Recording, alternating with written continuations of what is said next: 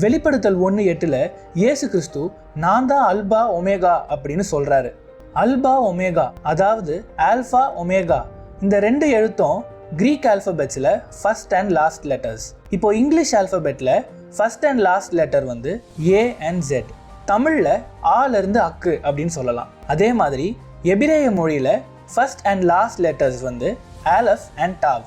இந்த ஆலஃபும் டாவும் பக்கத்துல போட்டோம் அப்படின்னா எட் அப்படின்னு சொல்லுவாங்க. இந்த எட் என்ற வார்த்தை பழைய ஏற்பாடுல நிறைய தடவை குறிப்பிடப்பட்டிருக்கு. ஆனா அதுக்கான அர்த்தம் ரபிமார்களுக்கு இன்னி வரைக்கும் தெரியல. உதாரணத்துக்கு ஆதியாகமம் 1:1 எபிரேய மொழியில பார்த்தோம் அப்படின்னா பெர்ஷிட் பாரா எலோஹிம் எட் ஆஷாமைம் வயட் ஹரேஸ் அப்படின்னு போட்டிருக்கு. இதுல எட் என்ற வார்த்தை நடுவுல இருக்கு. இதுக்கு முந்தின வார்த்தை என்னன்னு பார்த்தோம்னா எலோஹிம் அதாவது தேவன். இதுக்கு அடுத்த வார்த்தைகள் ஹாஷாமைம் வயட் ஹரேஸ் அதாவது வானமும் பூமியும். ஆலஃபென்டவ் அல்பா ஒமேகா அதாவது இயேசு கிறிஸ்து தேவனையும் வானம் பூமிக்கும் நடுவுல இருக்காரு, அதாவது இணைக்கிறவராக இருக்காரு. இந்த எட் என்ற வார்த்தை பழைய ஏற்பாடுல நிறைய தடவை இருக்கு.